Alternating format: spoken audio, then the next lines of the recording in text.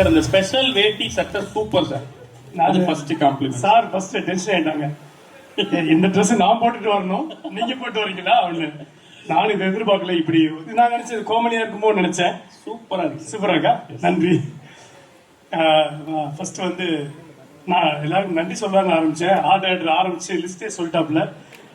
ஏன் சார்பா அந்த நன்றி நிறைய பேர் சொல்லிட்டாரு. நம்ம நேரத்தை எடுத்துக்க முடியாது. இருந்தாலும் ஃபர்ஸ்ட் பிடிச்சதுக்கு நன்றி சொல்லணும். ஏன்னா ஒரு 3 இயர்ஸ்க்கு முன்னாடி தான் வந்து என்கிட்ட பேசினாரு முகேஷ் செல்லையா. அவர் நானும் ஒரு 3 இயர்ஸ் நாங்கள் டிஸ்கஸ் பண்ணிட்டு இருந்தோம். இந்த படம் ஆரம்பிச்சதுக்கு அவர் தான் ஃபர்ஸ்ட் புள்ளியார் சொல்லி போட்டார். அவர் நிறைய ஆப்ஷன்லாம் பேசும்போது ஃபைனலாக வந்து சண்முக பாண்டியன் விஷயத்த சொன்னார். எனக்கு கேட்டோடனே ஓகே நல்லா இருக்கு இது. அவரோட ஃபோட்டோஸ் எல்லாம் பார்த்தேன். அப்போ கேப்டன் இருந்தாங்க வீட்டில். அப்போ மீட்டிங் போயிருந்தேன். அப்போ எனக்கு ஐடியாவே இல்லை. சண்முகத்தை அங்கே தான் ஃபர்ஸ்ட் பார்த்தேன். இப்படி இருந்தாப்புல இதுக்கு இந்த மாதிரி கொஞ்சம் கதையை மாற்றணும் அப்படின்ட்டு அங்கதான் எனக்கு இதாயிடுச்சு. ஸோ அங்கிருந்து இந்த ஸ்கிரிப்டை ஒர்க் அவுட் பண்ணதுக்கு மெயின் முகேஷ் சாருக்கு நான் நன்றி சொல்லணும்.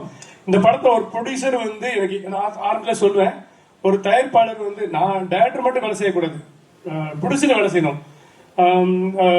பணம் மட்டும் கிடையாது, அவங்க கிரியேட்டிவிட்டி அவங்களும் வேலை செய்யணும். அதுக்கு இந்த செட்டு இந்த ஆடியோ லான்ச்சுக்கு எல்லாத்துக்கும் காரணமே அவர் தான்.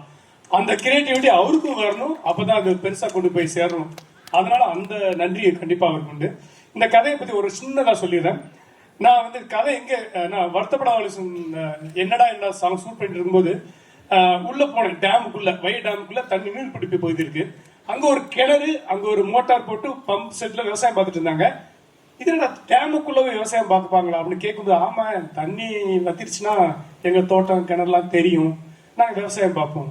அப்ப தண்ணி ஏறிச்சுன்னா விட்டுட்டு போயிருப்பா, அவ்வளவுதான். எனக்கு இது பயங்கரமா தோணுச்சு. இங்க இருந்த கதை எனக்கு தோண ஆரம்பிச்சு.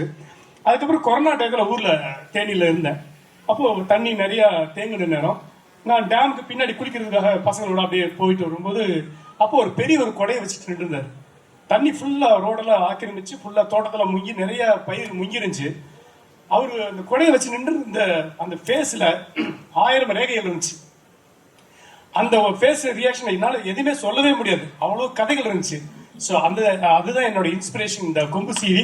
ஸோ ஒரு எல்லாருடைய மக்களையும் போய் சேரும். ஆனா இப்படி சீரியஸான கதையில எப்படியா காமெடி பண்ணுவேன்னு நீங்க கேட்கலாம். ஆமா, இதுதான் நம்மளோட சேலஞ்ச். என்னைக்குமே சீரியஸான நோட்டில் தான் காமெடி பண்ணணுங்கிறது என்னோட சேலஞ்சா இருந்துச்சு. ஸோ இதுக்குள்ள எப்படி காமெடி பண்ணலாம், எப்படி கேரக்டர் செட் பண்ணலாம், ரொக்கப்புலி அண்ட் சரத் சார் அண்ட் பாண்டியை வச்சு இதை நான் ஒர்க் அவுட் பண்ணியிருக்கேன். கண்டிப்பா மக்களுக்கு ஒரு என்டர்டெய்னராகவும்